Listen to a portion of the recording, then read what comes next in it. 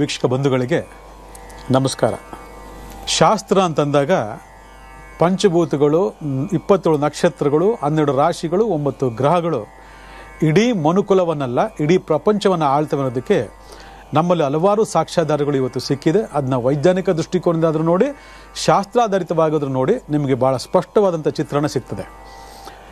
ಇವತ್ತು ಮಾನವ ನಿರ್ಮಿತ ಹಲವಾರು ವಿಚಾರಗಳು ನಮ್ಮಲ್ಲಿರ್ಬೋದು, ಆದರೆ ದೇವನಿರ್ಮಿತ ಈ ಮನುಷ್ಯ ಹಲವಾರು ಬಗೆಯಾದ ಕನಸನ್ನು ಕಾಣ್ತಾನೆ ಅಂತಂದರೆ ಅದು ಎಲ್ಲರಲ್ಲೋ ಒಂದಲ್ಲ ಒಂದು ಕನಸು ಇದ್ದೇ ಇರ್ತದೆ. ಆದರೆ ಕೆಲವು ಕನಸುಗಾರರು ಏನು ಮಾಡ್ತಾರೆ ಅಂದರೆ, ನನಗೆ ತಾಯ್ನಾಡು ಬೇಡ, ನಾನು ವಿದೇಶದಲ್ಲೇ ಹೋಗಿ ನೆಲೆಸ್ತೀನಿ, ಅಥವಾ ವಿದ್ಯಾಭ್ಯಾಸ ಅಲ್ಲೇ ಮಾಡಬೇಕು, ವಿದ್ಯಾಭ್ಯಾಸ ಆದಮೇಲೆ ನಾನು ಉದ್ಯೋಗವನ್ನು ಅಲ್ಲೇ ಮಾಡಬೇಕು, ವ್ಯಾಪಾರವನ್ನು ಅಲ್ಲೇ ಮಾಡಬೇಕು, ಅಲ್ಲೇ ಸೆಟ್ಲ್ ಆಗಬೇಕು ಅಂತಕ್ಕಂಥ ಕೆಲವು ಯೋಗಗಳನ್ನು ಪಡ್ಕೊಂಬಂದಿರ್ತಾರೆ, ಅಥವಾ ಕೆಲವು ಆಸೆಗಳನ್ನು ಕೂಡ ವ್ಯಕ್ತಪಡಿಸ್ತಾ ಇರ್ತಾರೆ. ಆಸೆ ಪಟ್ಟಂಗೆಲ್ಲ ಆಗೋಂಗಿದ್ರೆ ಪ್ರಪಂಚದಲ್ಲಿ ಯಾರ್ಯಾರೋ ಏನೇನೋ ಆಗೋಬೇಕಾಗಿತ್ತು. ಆದರೆ ತಾನೊಂದು ಬಗೆದರೆ ದೈವ ಒಂದು ಬಗೆಯಿತು ಅನ್ನೋ ಹಾಗೆ ನಮ್ಮಲ್ಲಿರ್ತಕ್ಕಂಥ ಕೆಲವು ಕರ್ಮ ಫಲಗಳು ಅಥವಾ ಕರ್ಮ ಧರ್ಮ ಫಲಗಳು ವಿಶೇಷವಾದಂತಹ ಫಲಗಳನ್ನು ನಮಗೆ ಕೊಟ್ಟಾಗ ನಾವು ಆಸೆ ಪಡೋದಕ್ಕಿಂತ ಇನ್ನೂ ಹೆಚ್ಚಿನಂಥ ಒಂದು ಅನುಕೂಲಗಳನ್ನು, ಜಯವನ್ನು ಅಥವಾ ಐಶ್ವರ್ಯವನ್ನು, ಸಂಪತ್ತನ್ನು, ಭೋಗ ಭಾಗ್ಯ ಸುಖವನ್ನು ನಮಗೆ ಗೊತ್ತಿಲ್ಲದ ಭಗವಂತ ಕೊಟ್ಬಿಡ್ತಾನೆ. ಆದರೆ ನಾವು ಎಷ್ಟೇ ತಿಪ್ಪರ್ಲಾಗಿ ಹಾಕಿ ಎಷ್ಟೇ ಒಂದು ಪ್ರಯತ್ನಗಳನ್ನ ಮಾಡಿದ್ರೂ ಕೂಡ ಒಂದು ಕಿಂಚಿತ್ತು ಒಂದೇ ಒಂದು ವೀಸಾ ಮಾಡ್ಕೊಳಕ್ಕಾಗಲ್ಲ, ಒಂದು ಪಾಸ್ಪೋರ್ಟ್ ಮಾಡ್ಕೊಳಕ್ಕಾಗಲ್ಲ. ನೋಡ್ಬಿಟ್ಕೊಳ್ಳಿ ಎಷ್ಟೊಂದು ಕಷ್ಟಗಳನ್ನ ಅನುಭವಿಸ್ತಾರೆ ಇವತ್ತು ಅಂತಂದರೆ, ನಾನು ಅದಕ್ಕೆ ನಿಮಗೆಲ್ಲ ಹೇಳ್ತಕ್ಕಂಥದ್ದು, ಪ್ರಾಪ್ತಿ ಇದೆಯಾ, ನನಗೆ ಪ್ರಾಪ್ತಿ ಇದೆಯಾ, ಅದು ಎಜುಕೇಷನ್ ಆಗಿರ್ಬೋದು, ಪ್ರೊಫೆಷನ್ ಆಗಿರ್ಬೋದು, ಮ್ಯಾರಿಡ್ ಲೈಫ್ ಆಗಿರ್ಬೋದು, ಅಥವಾ ವ್ಯವಹಾರ ಆಗಿರ್ಬೋದು, ವ್ಯಾಪಾರ ಆಗಿರ್ಬೋದು, ಅಥವಾ ವಿದ್ಯಾಭ್ಯಾಸ ಆಗಿರ್ಬೋದು, ಏನೇ ಆಗಿರಲಿ, ನನಗೆ ಅಲ್ಲೂ ಹೋಗಿ ಮಾಡ್ತಕ್ಕಂಥ ಪ್ರಾಪ್ತಿ ಇದೆಯಾ. ಪ್ರಾಪ್ತಿ ಮೀನ್ಸ್ ಯೋಗ ಇದೆಯಾ, ಇದನ್ನು ಫಸ್ಟ್ ತಿಳ್ಕೊಳ್ಳಿ. ಯಾಕಂದರೆ ಮನಸ್ಸು ಅಂತಕ್ಕಂತಹ ಈ ಒಂದು ಅದ್ಭುತ ಲೋಕ ನಮಗೆ ಹಲವಾರು ಸೃಷ್ಟಿಗಳು ಮಾಡಿಬಿಡ್ತದೆ, ಅದು ಏನೋ ಮಾಡಿಬಿಡ್ತದೆ. ಆದರೆ ಇವತ್ತು ಎಷ್ಟು ಜನ ವರ್ಷಾನುಗಟ್ಟಲೆ ವಿದ್ಯಾಭ್ಯಾಸವನ್ನು ಮುಗಿಸ್ಕೊಂಡು ಇನ್ನೊಂದಷ್ಟು ಹೆಚ್ಚಿನ ವಿದ್ಯಾಭ್ಯಾಸಕ್ಕೋಸ್ಕರನೋ ಅಥವಾ ಹೆಚ್ಚಿನ ಉದ್ಯೋಗಕ್ಕೋಸ್ಕರನೋ ಅಥವಾ ಇನ್ಯಾವುದಾದ್ರೂ ವಿಚಾರಕ್ಕೋಸ್ಕರನೋ ವಿದೇಶಕ್ಕೆ ಹೋಗಬೇಕು, ವಿದೇಶ ಪ್ರಯಾಣ ಮಾಡಬೇಕು ಅಂತ ಹಠ ಹಿಡಿದು ಕೂತಿರ್ತೀರ. ಆದರೆ ಎಷ್ಟು ಜನಕ್ಕೆ ಇದು ಸಲ್ಲಿಕೆ ಆಗಿದೆ, ಎಷ್ಟು ಜನಕ್ಕೆ ಇದರಲ್ಲಿ ಜಯ ಸಿಕ್ಕಿದೆ ಅನ್ನೋದನ್ನು ನೋಡಬೇಕು ಅಂತಂದಾಗ ನಿಮ್ಮ ಜಾತಕವನ್ನು ನೋಡಬೇಕು.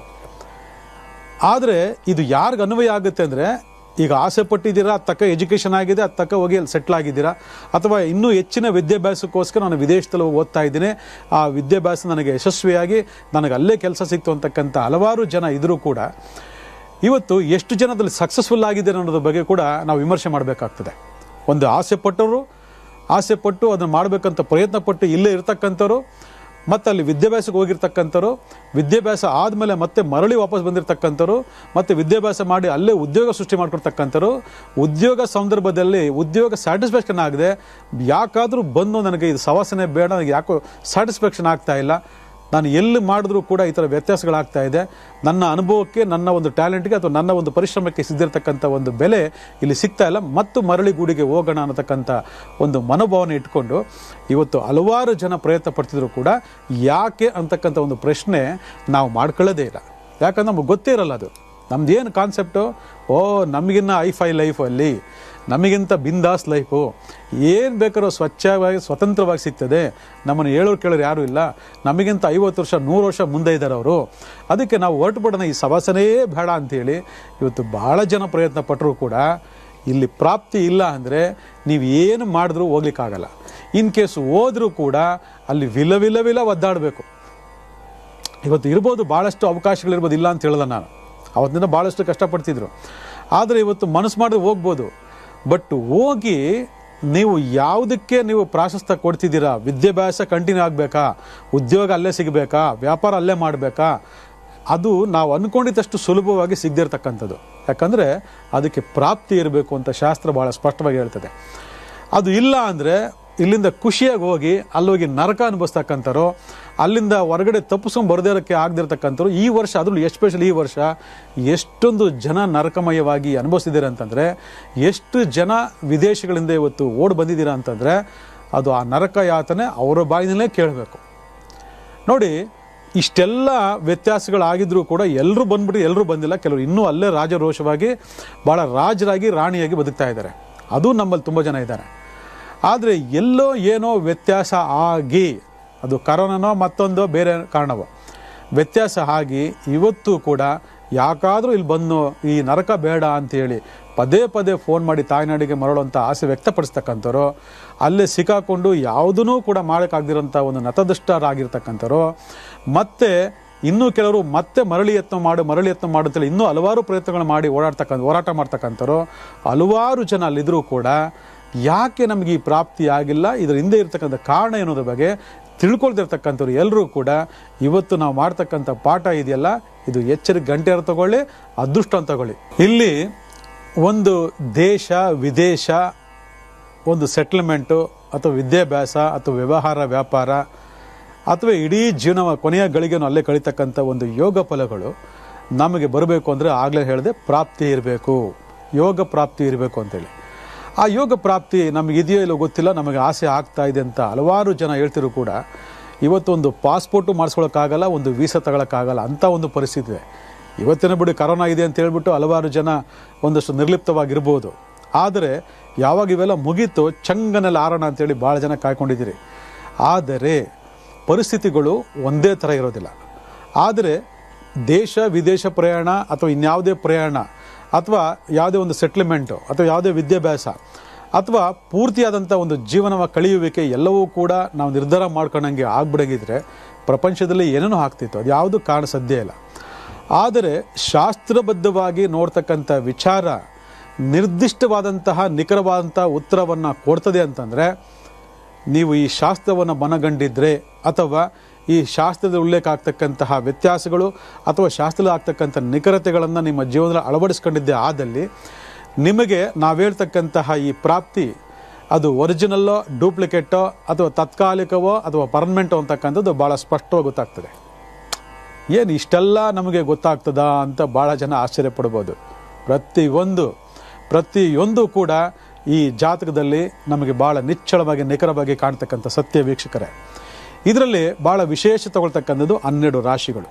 ನೆನ್ಪಿಟ್ಕೊಳ್ಳಿ, 12 ರಾಶಿಗಳು 12 ವಿಧವಾದಂತಹ ವಿಚಾರಗಳನ್ನು ನಮಗೆ ಹೇಳ್ತಾ ಬರ್ತದೆ. ಅದನ್ನು ತಗೊಂಡಾಗ ವ್ಯಕ್ತಿಗತವಾಗಿ ಲಗ್ನ ಭಾವ ಅಂತ ಕರಿತೀವಿ ನಾವು. ಲಗ್ನ ಭಾವ ಹುಟ್ಟುವಂಥ ಸಂದರ್ಭದಲ್ಲಿ ಯಾವ ಲಗ್ನದಲ್ಲಿ ಹುಟ್ಟಿದ್ದೀವಿ ಅನ್ನೋ ಆಧಾರದ ಮೇಲೆ ಲಗ್ನ ಭಾವ ಅಂತಕ್ಕಂಥದ್ದು ಭಾಳ ಮುಖ್ಯವಾಗಿ, ನೀವು ತಾಯ್ನಾಡಲ್ಲೇ ಬದುಕ್ತೀರಾ ಅಥವಾ ವಿದೇಶಕ್ಕೆ ವಿದ್ಯಾಭ್ಯಾಸಕ್ಕೆ ಹೋಗ್ತೀರಾ ಅಥವಾ ವಿದ್ಯಾಭ್ಯಾಸದ ನಂತರ ಅಲ್ಲೇ ಉದ್ಯೋಗ ಸಿಗ್ತದಾ ಅಥವಾ ಉದ್ಯೋಗ ನಂತರ ವ್ಯವಹಾರ ಅಲ್ಲೇ ಮಾಡ್ತೀರಾ ಅಥವಾ ಇಡೀ ಜೀವನ ಪೂರ್ತಿ ನೀವು ಅಲ್ಲೇ ಕಳಿತೀರಾ ಅನ್ನೋದ್ರ ಬಗ್ಗೆ ನಮ್ಮ ಲಗ್ನ ಭಾವ ಭಾಳ ಸ್ಪಷ್ಟವಾಗಿ ಹೇಳ್ತದೆ. ಯಾವ ಆಧಾರದ ಮೇಲೆ ಹೇಳ್ತೀರಾ ಅಂತ ಭಾಳ ಜನ ಕೇಳ್ಬೋದು, ಅಥವಾ ಇದೆಲ್ಲ ಸಾಧ್ಯನಾ ಅಂತ ಕೇಳ್ಬೋದು. ನಮ್ಮ ಮನಸ್ಸು ಬಂತು, ನಾವು ಪಾಸ್ಪೋರ್ಟ್ ಮಾಡ್ಕೊತೀವಿ, ವೀಸಾ ಮಾಡ್ಕೊತೀವಿ, ಸರ್ರ ಅಂತ ಆರ್ಬಿಡ್ತೀವಿ ಅಂತ ಅನ್ಕೋಬೋದು.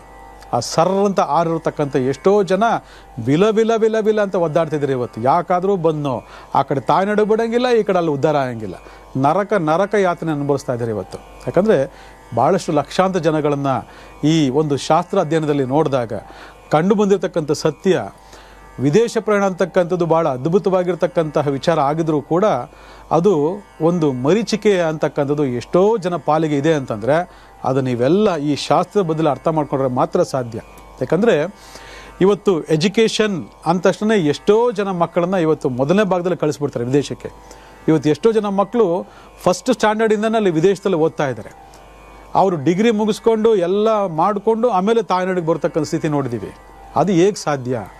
ನಾವು ಇಷ್ಟೆಲ್ಲ ಒದ್ದಾಡ್ಕೊಳೋದ್ರು ಕೂಡ ನಮಗೆ ವಿದೇಶಕ್ಕಾಗಿ ಒಂದು ಕೆಲಸ ಸ್ಥಾಪನೆ ಮಾಡ್ಕೊಳ್ಳೋದಾಗಲಿ ಅಥವಾ ವ್ಯವಹಾರ ಮಾಡೋದಕ್ಕಾಗಲಿ ಅಥವಾ ವಿದ್ಯಾಭ್ಯಾಸ ಮಾಡೋದಕ್ಕಾಗಿ ಆಗದಿರ್ತಕ್ಕಂಥವ್ರು ಚಿಕ್ಕ ಮಕ್ಕಳು ಹೋಗಿ ಸೆಟ್ಲ್ ಆಗ್ಬಿಟ್ಟು ವಿದ್ಯಾಭ್ಯಾಸ ಮಾಡ್ತಾರೆ ವರ್ಷಾನುಗಟ್ಲೆ ಅಂದರೆ ಹೆಂಗೆ ಸಾಧ್ಯ ಅಂತ ನೀವು ಕೇಳ್ಬೋದು.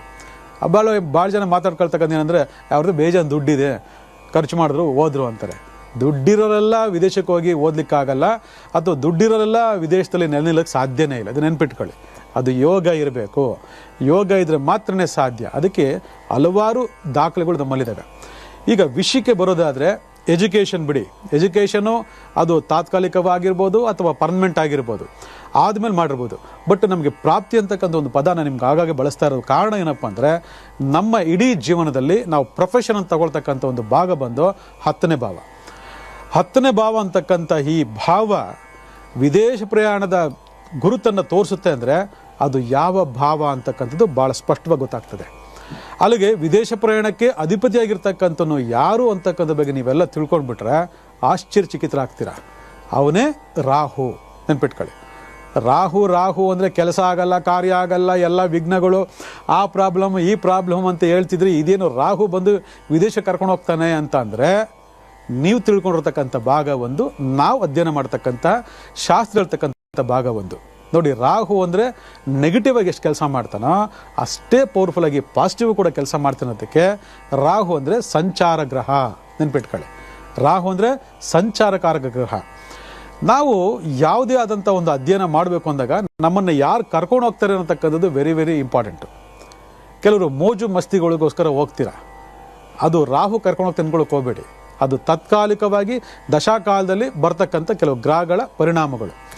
ಗ್ರಹಗಳ ಪರಿಣಾಮಗಳು ಅನ್ನೋದಕ್ಕಿಂತ ಪಂಚಭೂತ ತತ್ವಗಳಲ್ಲಿ ನಮಗೆ ಒದಗ್ತಕ್ಕಂಥ ತಾತ್ಕಾಲಿಕ ಪ್ರಾಪ್ತಿ ಅಂತ ಹೇಳಿದ್ರೆ ತಪ್ಪಾಗಲಾರದು.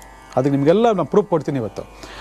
ಇಲ್ಲಿ ಆ ತಾತ್ಕಾಲಿಕ ಹೋಗಿ ಮೋಜು ಮಸ್ತಿ ಮಾಡ್ಕೊಳ್ತಕ್ಕಂಥ ವಿದೇಶ ಪ್ರಯಾಣ ಅದಷ್ಟಕ್ಕೆ ಸೀಮಿತ ಆಗಿದ್ದ ಹೊರತು ಅದೆಷ್ಟು 3 ದಿವಸ 4 ದಿವಸ 10 ಡೇಸು 15 ಡೇಸು ಬರ್ತಾ ಇರಬೇಕು ವಾಪಸ್ಸು, ಅದಷ್ಟೇ ಪ್ರಾಪ್ತಿ. ಆ ಮೋಜು ಮಸ್ತಿ ಅಷ್ಟೇ ಪ್ರಾಪ್ತಿ. ಎಜುಕೇಷನ್ ನಾವು ಮಾಡ್ತೀವಿ ಅಂತಂದರೆ ಇಂತಿಷ್ಟು ವರ್ಷಗಳ ಕಾಲ ಆ ಕಾಲವನ್ನು ನಮಗೆ ಸ್ಪಂದನೆ ಕೊಡಬೇಕು. ಅಲ್ಲೇ ನಾವು ಸೆಟ್ಲ್ ಆಗ್ತೀವಿ ಅನ್ನತಕ್ಕಂಥ ಲೆಕ್ಕಾಚಾರ ಮಾಡಿದಾಗ ಈ ಕಾಲಮಾನ ಕೂಡ ನಮಗೆ ಸ್ಪಂದನೆ ಕೊಡಬೇಕು. ಅದು ಯಾವುದು ಅಂದರೆ ಲಗ್ನ ಭಾವ. ನಿಮ್ಮ ಜಾತಕವನ್ನು ತೆಗೆದು ನೋಡ್ಕೊಳ್ಳಿ, ಯಾವ್ಯಾವ ಭಾವದಲ್ಲಿ ಯಾವ್ಯಾವ ರಾಶಿಯವರಿಗೆ ಅಥವಾ ಲಗ್ನದವರಿಗೆ ಈ ವಿದೇಶ ಪ್ರಯಾಣದ ಭಾಗ್ಯ ಇದೆ ಅನ್ನೋದು ಭಾಳ ಸ್ಪಷ್ಟವಾಗಿ ಗೊತ್ತಾಗ್ತದೆ. ನೋಟ್ ಮಾಡ್ಕೊಳ್ಳಿ.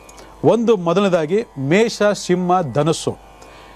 ಮೇಷ ಸಿಂಹ ಧನಸ್ಸು ಇವರು ಯಾರ್ಯಾರು ಇದ್ದೀರಾ, ಇವರು ಎಲ್ಲರೂ ಕೂಡ ವಿದೇಶ ಪ್ರಯಾಣಕ್ಕೆ ಹೋಯ್ತು ಅಂತಂದರೆ ನಾನು ಹೇಳಿದನಾಗಲೇ ವಿಲ ಅಂತ ಒದ್ದಾಡಬೇಕು.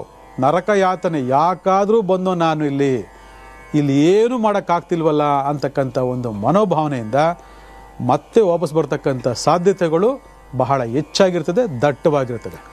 ಕಾರಣ ಏನೋದ್ರ ಬಗ್ಗೆ ಕಾರಣ ಆಮೇಲೆ ಹೇಳ್ತೇನೆ ನಿಮಗೆ. ಯಾಕಂದರೆ ಪ್ರತಿಯೊಂದಕ್ಕೂ ಒಂದು ಕಾರಣಗಳಿರ್ತದೆ. ಕಾರಣ ಇಲ್ಲದೆ ಯಾರೂ ಏನು ಮಾತಾಡೋಕ್ಕೆ ಹೋಗಲ್ಲ. ಯಾಕಂದರೆ ಶಾಸ್ತ್ರ ಅಷ್ಟು ಭಾಳ ಸ್ಪಷ್ಟವಾಗಿ ನಿಖರವಾಗಿ ಹೇಳ್ತದೆ. ಇದು ಅಧ್ಯಯನ ಸಂಶೋಧನೆ ಮಾಡಿದ್ರೆ ನಿಮ್ಗೆ ಅರ್ಥ ಆಗುತ್ತೆ, ಬೇರೆ ಕಡೆ ಅರ್ಥ ಆಗಲ್ಲ ನಿಮಗೆ. ಅರ್ಥ ಆಯ್ತಾ? ಒಂದು, ಯಾರ್ಯಾರು ವೃಷಭ ಕನ್ಯಾ ಮಕರ ಯಾರ್ಯಾರು ಈ ಒಂದು ಲಗ್ನದಲ್ಲಿ ಹುಟ್ಟಿದ್ದೀರಾ ಅವ್ರಿಗೆ ಅದ್ಭುತವಾಗಿರ್ತಕ್ಕಂತಹ ಅದೃಷ್ಟಕರವಾಗಿರ್ತಕ್ಕಂತಹ ಭೋಗ ಭಾಗ್ಯನೊಳಗೊಂಡಂತಹ ವಿಜಯಶಾಲಿ ಜಯಶಾಲಿ ಅಂತಂದು ತಪ್ಪಲಾಗದು. ಅವರು ವಿದೇಶದಲ್ಲಿ ನೆಲೆ ನಿಲ್ತಾರೆ. ಫಿಕ್ಸ್, ಇದು ಬರೆದಿಟ್ಕೊಂಬಿಡಿ. ವಿದೇಶದಲ್ಲಿ ನೆಲೆ ನಿಲ್ತಾರೆ, ಪರ್ಮನೆಂಟ್ ಇರೋವರೆಗೂ ಪರ್ಮನೆಂಟ್. ನೀವು ನಿಮ್ಮ ವಂಶ ಎಲ್ಲ ಪರ್ಮನೆಂಟ್ ಲೆಕ್ಕ ಮಾಡ್ಕೊಳ್ಳಿ. ಅದೇನು ಅವ್ರಿಗೆ ಹಿಂಗೆ ಇವ್ರಿಗೆ ಹಿಂಗೆ ಅಂದರೆ ಕಾರಣ ಇದೆ, ಆಮೇಲೆ ಹೇಳ್ತೀನಿ ನಾನು. ಯಾಕಂದರೆ ಎಲ್ಲದಕ್ಕೂ ಒಂದು ಲೆಕ್ಕಾಚಾರ ಇರ್ತದೆ. ಅದಾದ ಮೇಲೆ ಮಿಥುನ, ತುಲಾ ಮತ್ತು ಕುಂಭ ಲಗ್ನ ಅಥವಾ ರಾಶಿಯವರು ಯಾರೇ ಇರಲಿ, ಅದರಲ್ಲಿ ರಾಶಿಗಿಂತ ಲಗ್ನ ವೆರಿ ವೆರಿ ಇಂಪಾರ್ಟೆಂಟು. ರಾಶಿಯವರಿಗೆ ತಾತ್ಕಾಲಿಕವಾಗಿ ಆ ಯೋಗಗಳು ಸಿಕ್ಕಿದ್ರೂ ಕೂಡ ಲಗ್ನ ಭಾವದಲ್ಲಿ ಇರತಕ್ಕಂತಹ ಈ ವ್ಯತ್ಯಾಸ ಇರತಕ್ಕಂಥವ್ರು ಭಾಳ ವಿಶೇಷವಾಗಿರ್ತಕ್ಕಂಥ ಪ್ರಯಾಣವನ್ನು ಹೊಂದ್ತಾರೆ. ಅಂದರೆ ಏನಂತಂದರೆ ಒಂದು ಕಡೆಯಿಂದ ಒಂದು ಕಡೆಗೆ ಪ್ರಯಾಣ, ಒಂದೇ ಜಾಗ ಇರಲ್ಲ ಅವರು. ಒಂದಿನ ಈ ಊರು, ಒಂದಿನ ಆ ಊರು, ಒಂದಿನ ಈ ದೇಶ, ಒಂದಿನ ಆ ದೇಶ, ಒಂದಿನ ಈ ವಿದೇಶ, ಇನ್ನೊಂದಿನ ಆ ವಿದೇಶ, ಒಂದಿನ ಆಸ್ಟ್ರೇಲಿಯಾ ಆದರೆ ಒಂದಿನ ಲಂಡನ್ನು, ಇನ್ನೊಂದಿನ ಮಲೇಷ್ಯಾ. ಈ ಥರ ಹಲವಾರು ವಿದೇಶಗಳನ್ನು ಪ್ರಯಾಣ ಮಾಡ್ತಾನೆ ಇರ್ತಾರೆ. ನೋಡಿ, ಚೆಕ್ ಮಾಡ್ಕೊಳ್ಳಿ ಒಂದ್ಸರಿ. ಬೇಕಂದರೆ ಯಾರು ವಿದೇಶದಲ್ಲಿದ್ದಾರೆ ಅವರ ಜಾತಕ ನಿಮ್ಮ ಮನೆಗಳಿದ್ದರೆ ಒಂದ್ಸರಿ ಈ ಲೆಕ್ಕ ಮಾಡ್ಕೊಳ್ಳಿ. ಅವರು ಒಂದೇ ಕಡೆ ನಿಲ್ಲಲ್ಲ. ಇಲ್ಲಿ ಕೆಲಸ ಮಾಡ್ತಿರ್ತಾರೆ, 1 ವರ್ಷ 2 ವರ್ಷ ಆದಮೇಲೆ ಇನ್ನೊಂದು ದೇಶಕ್ಕೆ ಅವರು ಪಲಾಯನ ಮಾಡಿರ್ತಾರೆ. ಯಾಕೆ ಅವರು ಒಂದೇ ಕಡೆ ಇಲ್ಲಕ್ಕೆ ಆಗ ಸಾಧ್ಯನೇ ಇಲ್ಲ. ಅದನ್ನೇ ಪ್ರಾಪ್ತಿ ಅಂತ ಹೇಳೋದು. ಯಾಕಂದರೆ ಒಬ್ಬೊಬ್ಬರಿಗೆ ಒಂದೊಂದು ಪ್ರಾಪ್ತಿ ಅಂತಕ್ಕಂಥಿರ್ತದೆ. ಆ ಪ್ರಾಪ್ತಿ ನಿರ್ದಿಷ್ಟವಾಗಿ ಇಂಥದ್ದೇ ಅಂತ ಬಂದಾಗ ಏನಾಗ್ತದೆ, ನಮಗೆ ಗೊತ್ತಿಲ್ಲದೆ ಆ ಲೆಕ್ಕಾಚಾರ ನಮಗೆ ಗೊತ್ತಾಗ್ತದೆ.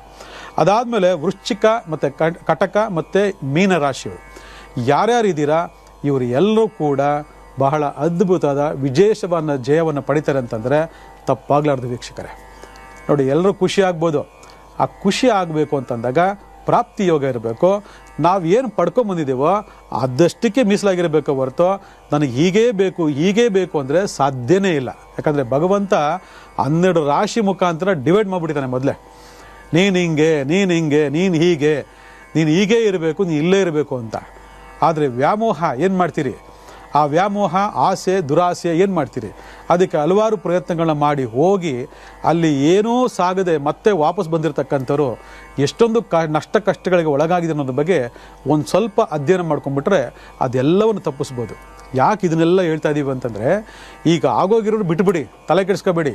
ಎಷ್ಟೋ ಜನ ಕರೋನಾ ಅಂತೇಳಿ ಇವತ್ತು ವಿದೇಶ ಯಾತ್ರೆಯನ್ನು ಮುಗಿಸಿ ಬಂದ್ಬಿಟ್ಟಿದ್ದೀರಾ, ಮತ್ತೆ ಹೋಗ್ಬೇಕು ಅಂತ ಪ್ರಯತ್ನ ಪಡ್ತಿರ್ತೀರಾ. ಆದರೆ ಮುಂದೆ ಹೋಗಬೇಕು ಅಂದಾಗ ಈ ಪ್ರಾಪ್ತಿ ಯೋಗ ಇದೆ ಅಂತಕ್ಕಂಥ ಬಗ್ಗೆ ಒಂದಷ್ಟು ಗಮನ ಕೊಡಿ. ಯಾಕಂದರೆ ಇವತ್ತು ನಾವು ಏನೋ ಕಷ್ಟ ಬಿದ್ದು ಬಾಧೆ ಬಿದ್ದು ಪಾಪ ಎಷ್ಟೋ ಜನ ಮಧ್ಯಮ ವರ್ಗದವರು, ಅದಕ್ಕಿಂತ ಬಡತನದಕ್ಕಿಂತ ಕೆಳಗಿರ್ತಕ್ಕಂಥವ್ರು ಸಾಲ ಸೋಲ ಮಾಡಿ ಬಡ್ಡಿ ಚಕ್ರ ಬಡ್ಡಿ ತಗೊಂಡು ನಿಮಗೆ ಆ ವಿದೇಶಕ್ಕೆ ಎಲ್ಲ ಅನುಕೂಲ ಮಾಡಿ ಕಳಿಸ್ಕೊಡ್ತಾರೆ. ಪಾಪ ಪ್ರಾಪ್ತಿ ಯೋಗ ಇಲ್ದಿರ್ತಕ್ಕಂಥವ್ರು ಏನು ಮಾಡ್ತೀರಿ ನೀವು? ಅದೆಲ್ಲವನ್ನು ಅಲ್ಲಿ ಹೋಗಿ ನಷ್ಟವನ್ನು ಅನುಭವಿಸಿ ಏನೂ ಕೆಲಸ ಆಗದೆ, ಒಂದು ಕಡೆ ವಿದ್ಯಾಭ್ಯಾಸದಲ್ಲಿ ಫೇಲೂರು, ಒಂದು ಕಡೆ ಉದ್ಯೋಗದಲ್ಲಿ ಫೇಲೂರು, ಒಂದು ಕಡೆ ವ್ಯವಹಾರ ವ್ಯಾಪಾರದಲ್ಲಿ ಫೇಲೂರು, ಒಂದು ಕಡೆ ಒಂದು ನೆಲೆ ಬೆಲೆ ಇಲ್ಲ. ಇವತ್ತು ನಾನಾ ರೀತಿಯ ಕಷ್ಟಗಳು ಅನುಭವಿಸ್ಕೊಂಡ್ಬಂದಿರ್ತೀರ. ಆ ತಂದೆ ತಾಯಿಯವರು ನೋಡ್ತಾ ಇರ್ತಾರೆ, ಪಾಪ ನನ್ನ ಮಗ ಹೋಗಿದ್ದಾನೆ, ಏನೋ ಕಷ್ಟಪಟ್ಟು ಹೊಲನೋ ಗದ್ದೆನೋ ಮಾರಿ ಏನೋ ಒಡೆಯೋ ವಸ್ತುನ ಮಾರಿ ಸಾಲ ಸೋಲ ಮಾಡಿ ಕಳಿಸ್ಕೊಟ್ಟಿದ್ದೀನಿ, ಅವ್ನು ನೆಲೆ ಇಲ್ತಂತ ಅಂದ್ಕೊಂಡಿರ್ತಾರೆ. ಆದರೆ ಅಲ್ಲಿ ಯಾವ ನೆಲೆ ಬೆಲೆನೂ ಇರೋದಿಲ್ಲ. ಈ ವಿದೇಶ ಪ್ರಯಾಣದ ಪ್ರಾಪ್ತಿ ಅಥವಾ ಯೋಗ ಅಂತಕ್ಕಂಥದ್ದು ಸಾಮಾನ್ಯವಾಗಿ ನಾವು ನೋಡ್ತಕ್ಕಂಥದ್ದು ಈ ಮೇ, ಜೂನ್, ಜುಲೈ ಎಸ್ಪೆಷಲಿಗೆ ಈ ತಿಂಗಳಲ್ಲಿ ಹುಟ್ಟಿರ್ತಕ್ಕಂಥವ್ರು ಮತ್ತು ಡಿಸೆಂಬರ್ ತಿಂಗಳಲ್ಲಿ ಹುಟ್ಟಿರ್ತಕ್ಕಂಥವ್ರಿಗೆ ಒಂದು ಸರಿ ಚೆಕ್ ಮಾಡ್ಕೊಳ್ಳಿ.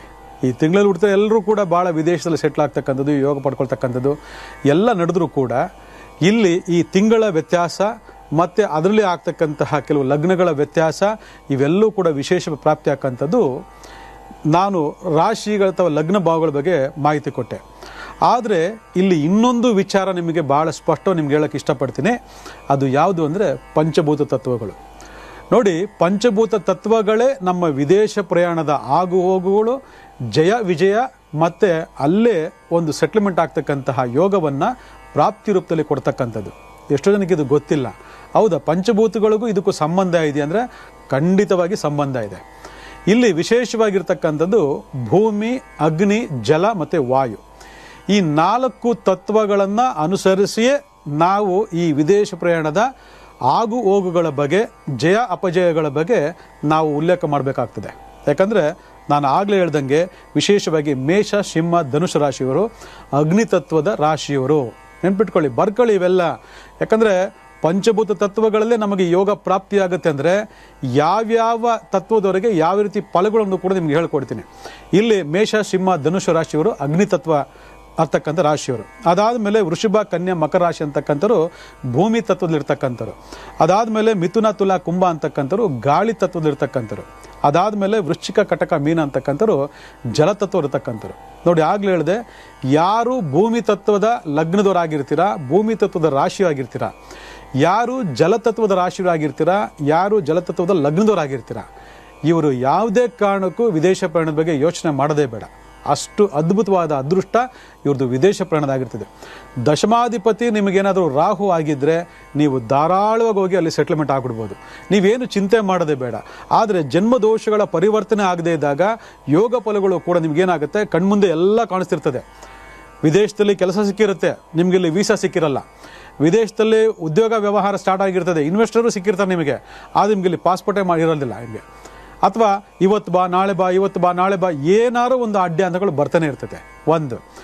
ಎರಡನೇದು, ಎಲ್ಲ ಸರಿ ಇದೆ ಅಂದರೆ ನಿಮಗೆ ಗೊತ್ತೇ ಇರೋದಿಲ್ಲ, ಹಾಗೆ ಎಜುಕೇಷನ್ ಮುಗಿತಿದಂಗೆ ಇಮ್ಮಿಡಿಯೇಟಾಗಿ ಹೊಟ್ಟುಬಿಡ್ತೀರ. ಅಥವಾ ಎಜುಕೇಷನ್ ಅಲ್ಲಿ ಮಾಡಿಕೊಂಡು ಈ ತತ್ವ ಅಥವಾ ಈ ರಾಶಿಯರು ಇಮ್ಮಿಡಿಯೇಟಾಗಿ ಅಲ್ಲಿ ಸೆಟ್ಲ್ಮೆಂಟ್ ಆಗ್ತಕ್ಕಂಥ ಯೋಗ ಫಲಗಳು ನಿಮಗೆ ಹುಡ್ಕೊಂಡು ಬರ್ತದೆ. ಇವೆಲ್ಲವೂ ಕೂಡ ವಿಶೇಷವಾಗಿರ್ತಕ್ಕಂಥ ಲೆಕ್ಕ ತಗೊಂಡಾಗ ಗಾಳಿ ತತ್ವ ಅಂತಂದಾಗ ನಾನು ಆಗಲೇ ಹೇಳಿದೆ, ಒಂದು ಊರಿಂದ ಇನ್ನೊಂದು ಊರಿಗೆ ಪ್ರಯಾಣ ಮಾಡ್ತೀರಿ, ಒಂದು ದೇಶದಿಂದ ಇನ್ನೊಂದು ದೇಶ ಪ್ರಯಾಣ ಮಾಡ್ತೀರಿ ಅಂತ. ದೊಡ್ಡವ್ರು ಹೇಳ್ತಾರೆ, ಗಾಳಿ ಬಂದ ಕಡೆ ತೂರ್ಕೋ ಅಂತ. ನೀವು ತೂರ್ಕೊಳ್ಳೋದಲ್ಲ, ಅವನೇ ನಿಮ್ಮನ್ನು ತೂರು ಬಿಡ್ತಾನೆ. ಅದಕ್ಕೆ ಈ ಊರಲ್ಲಿ ಕೆಲಸ ಮಾಡ್ತೀರಿ, ಎಷ್ಟು ನಿಲ್ಲಕ್ಕಾಗಲ್ಲ, ಆ ಗಾಳಿ ನಿಮ್ಮನ್ನು ತೂರ್ತದೆ, ಅದಕ್ಕೆ ಇನ್ನೊಂದು ಕಡೆ ಹೋಗ್ತೀರಾ. ಇಲ್ಲೊಂದು 3 ವರ್ಷ, ಅಲ್ಲೊಂದು 2 ವರ್ಷ, ಇನ್ನೊಂದು ಕಡೆ 3 ವರ್ಷ, ಹಂಗೆ ಊರೆಲ್ಲ ಸುತ್ತಾ ಇರ್ತೀರ. ಇಡೀ ಪ್ರಪಂಚ ಎಲ್ಲ ನೀವು ಪರ್ಯಟನೆ ಮಾಡ್ತಾನೆ ಇರ್ತೀರ.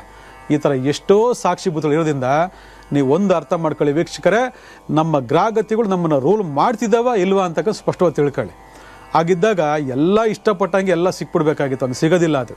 ಅದಕ್ಕೆ ವಿಶೇಷವಾಗಿ ಅಗ್ನಿ ತತ್ವ ಇರ್ತಕ್ಕಂಥವ್ರು ಮತ್ತು ಗಾಳಿ ತತ್ವ ಇರ್ತಕ್ಕಂಥವ್ರು ವಿದೇಶಕ್ಕೆ ಹೋಗ್ಬೇಕು ಅಂದಾಗ ಬಹಳ ಎಚ್ಚರಿಕೆಯಿಂದ ಆಯ್ಕೆ ಮಾಡ್ಕೋಬೇಕು. ನಿಮಗೆ ಪ್ರಾಪ್ತಿ ಇಲ್ಲ, ಓನ್ಲಿ ಭೂಮಿ ತತ್ವ ಇರ್ತಕ್ಕಂಥವ್ರು, ಜಲತತ್ವ ಇರ್ತಕ್ಕಂಥವ್ರು, ನೀವು ಸೆಟ್ಲ್ಮೆಂಟ್, ನಿಮ್ಮ ಜಯ ಅಲ್ಲೇ ಅಂತಕ್ಕಂಥದ್ರ ಬಗ್ಗೆ ಭಾಳ ನಿಖರವಾದ ಸ್ಪಷ್ಟವಾದಂಥ ಫಲಿತಾಂಶ ಕೊಡ್ತೀವಿ.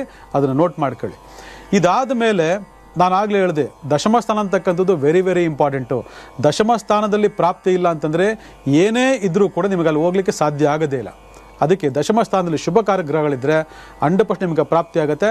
ಅಶುಭಕಾರಕ ಪಾಪಿ ಗ್ರಹಗಳಿದ್ದರೆ ನೀವೇನು ತಿಪ್ಪಲಾಗಾದ್ರೂ ಹೋಗ್ಲಿಕ್ಕಾಗಲ್ಲ. ಅದಕ್ಕೆ ಜಾತಕದ ಅನಲೈಸ್ ಭಾಳ ಇಂಪಾರ್ಟೆಂಟು. ಅದೇ ರೀತಿ ಭಾಳ ಜನ ಡೇಟ್ ಆಫ್ ಬರ್ತ್ ಇಲ್ಲ, ನನಗೆ ಹೆಂಗೆ ಗೊತ್ತಾಗುತ್ತೆ ಅಂದರೆ ಹಸ್ತರೇಖೆ ಮುಖಾಂತರ ನಿಮಗೆ ತೋರಿಸ್ಕೊಡ್ತೀನಿ, ನೋಡ್ಕೊಳ್ಳಿ. ಯಾರ ಹಸ್ತರೇಖೆಯಲ್ಲಿ ಚಂದ್ರ ಭಾಗದಲ್ಲಿ ಈ ರೀತಿ ಲೈನ್ಸ್ ಇರ್ತದೆ ನೋಡ್ಕೊಳ್ಳಿ. ನಿಮ್ಮ ಕೈ ರೇಖೆಯಲ್ಲಿ ಈ ರೀತಿ ವಿದೇಶ ಪ್ರಯಾಣದ ರೇಖೆ ಅಂತೀವಿ. ಚಂದ್ರ ಪರ್ವದಲ್ಲಿ ಈ ರೀತಿ ರೇಖೆಗಳಿದ್ದರೆ ಅವ್ರಿಗೆ ವಿದೇಶ ಪ್ರಯಾಣದ ಯೋಗ ಇದೆ. ಒಂದ್ಸರಿ ಇದನ್ನು ಕೂಡ ನೋಡ್ಕೊಳ್ಳಿ. ಈ ಭಾಗ್ಯ ಇದ್ದೆ ಪ್ರಯತ್ನ ಪಡಿ, ಜಯ ನಿಮ್ದಾಗ್ತದೆ. ಒಳ್ಳೆಯದಾಗಲಿ.